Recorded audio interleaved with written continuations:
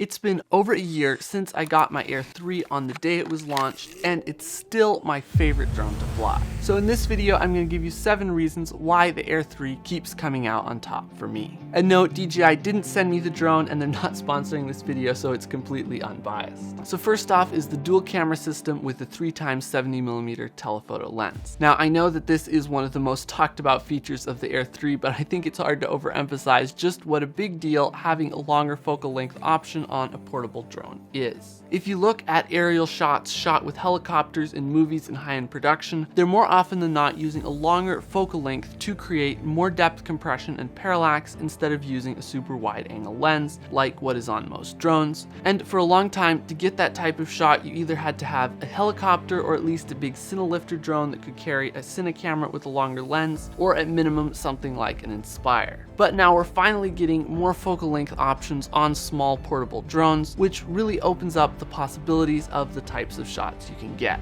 A longer focal length makes things in the background look a lot bigger compared to what's in the foreground, and makes it all look closer together, which makes your shots look more grand and epic. And it also accentuates parallax because any movement between your subject and the background will appear to be a lot faster than it would be with a wide angle lens. And the longer focal length can also let you stay further from whatever you're filming and still get a close shot. For example, if you're shooting wildlife or following a car or filming people where you can't fly directly over them, and you'll be less likely to crash into or disturb that subject. Another thing I really like about the Air 3 is that the two cameras use the same sensor and they have the same color science, which makes it very easy to cut between shots from the telephoto camera and from the wide angle camera and have nice seamless look. But that's not the only thing I like about the Air 3. Reason number 2 is that the Air 3 has more powerful motors than just about any other DJI camera drone I've flown, and I've flown just about all of them all the way back to the original Phantom 3. The Air 3 maxes out at 47 miles per hour in sport mode, which isn't anything particularly special, same as the Mavic 3, but it seems like the Air 3 has a lot higher thrust to weight ratio because it can go straight up at 22 miles per hour versus just under 18 miles per hour for the Mavic 3. And flying both drones, the difference in power is pretty noticeable. On the Air 3, if you're flying along at full speed and want to go up, you just hit the left stick and immediately you're going at close to full speed forward and close to full speed up, whereas on other drones you have to slow down to be able to ascend very quickly. And that can really save you if you're flying along and there's an obstacle and you need to be able to quickly pop up and over it. And it can also make your shot smoother because you're able to get up and over things without having to slow down or stop to be able to go up. I also find it interesting that the Air 3 can descend at 22 miles per hour compared to, let's say, the Mavic 3 at just 13 miles per hour. And presumably that's because it has powerful enough motors to not get caught in its own prop wash as it's descending. And just all in all, I'd have to say the Air 3 is the zippiest, most powerful camera drone that I've flown. And while you might say, well, I don't need to fly that fast, it is really great to be able to get to where you want to get the shot, get back, go up, go down a lot faster, and not have to wait for it to slowly ascend to 400 feet or slowly come back down. Now, if you're enjoying this video and want to get cinematic shots like what you've been watching,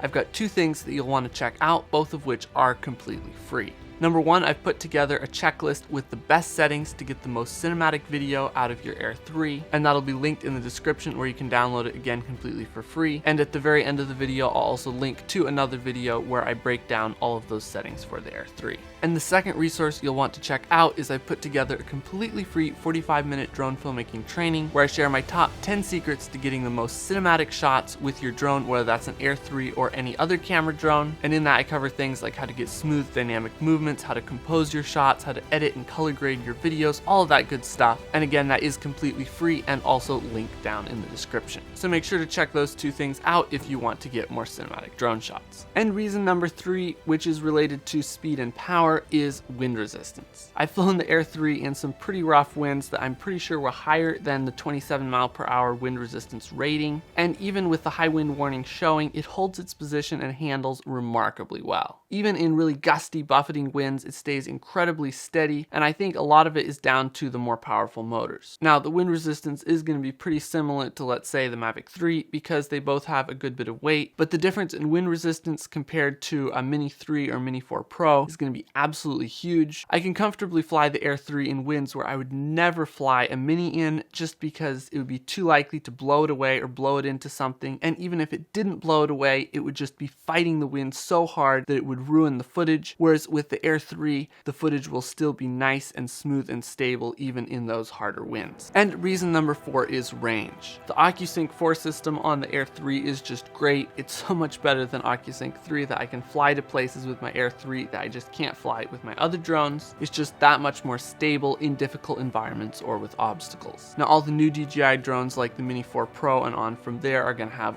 04, but the range on the Air 3 has really impressed me, and even if you're not doing long distance flying, having a more solid signal makes it so that you're less likely to miss an obstacle or temporarily drop signal and crash, and just makes it a lot easier to work with if you have that rock solid connection. And the 5th reason that Air 3 is still my favorite drone to fly is flight time. The Air 3 is supposed to have up to 46 minutes of flight time per battery. Obviously with DJI drones, you never quite hit that number, but it is a huge upgrade from the older Air drones, and it actually beats out both the Mavic 3 Pro and Mini 4 Pro by a couple of minutes. And having that longer battery life and flight time lets you get a lot more different shots on one battery, so you can much more easily cover all the shots from one particular location or scene. And you can even shoot, let's say, a hyperlapse and get some real-time video all in one go without having to land and swap out batteries. And having that much juice in one battery makes it so that I can sometimes get multiple flights out of one battery, go up and grab a couple shots, and then be able to still have enough juice later to go up and grab a few shots at another location, which is something that never really worked very well with other drones, because by the time you got it up in the air, got shots, and got back down, most of the battery was already drained. And reason number 6 is the 4K 100 frames per second slow motion mode on both cameras on the Air 3. Up until recently, the slow-mo option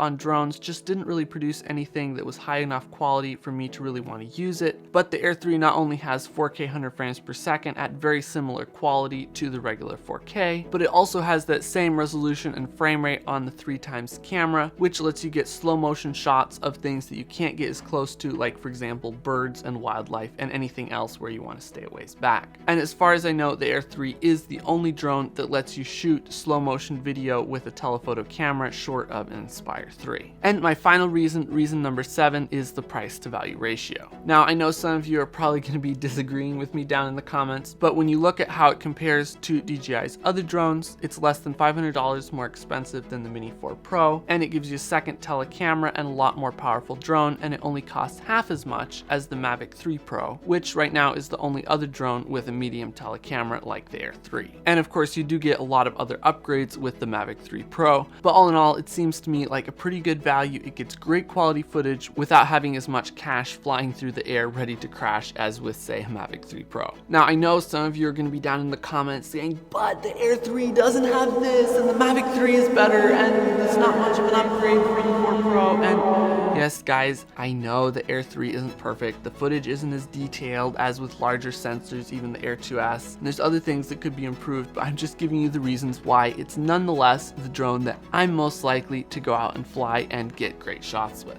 And speaking of getting great shots, if you'd like to learn how to get epic cinematic drone shots like what you've been watching in this video, I have a completely free drone filmmaking training where I teach you my top 10 secrets to cinematic drone shots, and that will be linked in the description. And I also have an entire 10-hour drone filmmaking course where I go even more in depth and break down each part of how I get cinematic drone shots. And link to that is in the description as well. And as always guys, if you've enjoyed this video, make sure to hit the like button, subscribe to the channel, and turn on notifications to make sure you don't miss future videos just like this.